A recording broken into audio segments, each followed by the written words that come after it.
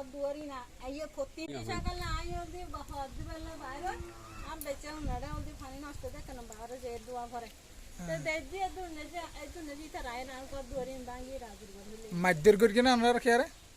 I ওরা যে গেল যে দেড়া হদ বেলা যে দেড়া আর দূর হই কিন্তু আর লং না হয় আই আচ্ছা না হন সংক্ষেপে এর সাথে সংক্ষেপে হনসাই করে নাকি আসলে কি বিষয়টা কি মূল বিষয়টা হচ্ছে যে আপনার উপনির্বাচন নিয়ে আমরা এইদিকে বেশিরভাগ হচ্ছে আনারস সমর্থন খোকন ভাইয়ের সমর্থন করার কারণে আমরা সেন্টারে গেছি এবং ভোট দিছি এবং আমার একটা ছোট ভাই আছে মোর্শেদ এজেন্ট ছিল এজেন্ট থাকার কারণে ওনারে ওই জাল ভোট যখন দিচ্ছে তখন ওনাকে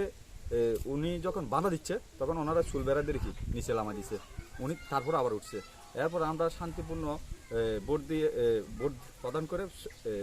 4টার পরে চলে আসছি রেজাল্ট নিয়ে রাত্রে আমরা ঘরে চলে আসছি যার ঘরে ওরা এখানে গোটা রাতভর তাণ্ডব চালাচ্ছে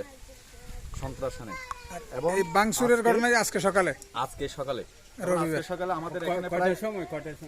সকাল 9টায় আপনার এখানে প্রায় 10 থেকে 15টা কি গড় বার ভঙ্গ শুরু করছে এবং নগদ ঠেকা এবং অর্থ নিছে মৌলানা জালালের যে স্ত্রী ও হচ্ছে একজন প্রাইমারি শিক্ষিকা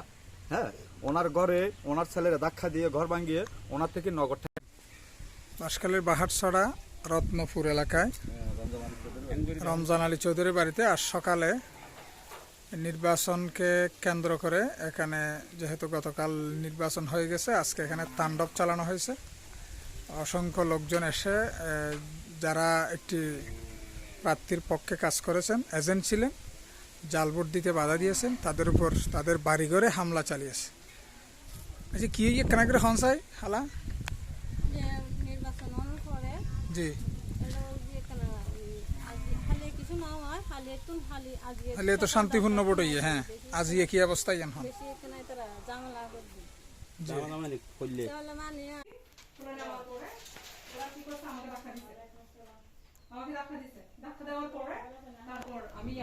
আমার বাচ্চাকে দুটাকে নিয়ে ভিতরে চলে আসছে ওরা ভিতরে ঢুকে গেছে ঢুকে তারপর হচ্ছে এখানে ভিতরে আছে এখনো আছে তারপর ওরা সব মানে লাঠি ছোড়া ছিল সব ইয়া করে ফেলে দিছে মানে করে যেগুলো আছে সবগুলাই ইয়া করে দিছে আচ্ছা কি অভিযোগে তারা হামলা করছে মারধর করছে ভাঙচুর করছে কেন করছে কালকে নির্বাচন গেছে জি তো আমার হাজবেন্ড হচ্ছে ইয়া করে মানে অন্য একটা প্রার্থীকে সাপোর্ট করে বলতেছে এই প্রার্থীকে সাপোর্ট করা যাবে না তারপর এই প্রার্থীকে সাপোর্ট করলে আমরা হচ্ছে নির্বাচনের পরে ওকে মজা দেখাবো ওর ঘর থেকে ওকে বের করে দিব ঘর বাড়িতে আসতে দিব না ওকে মেরে ফেলবো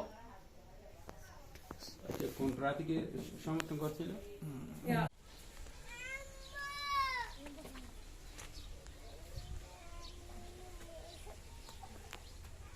কোলন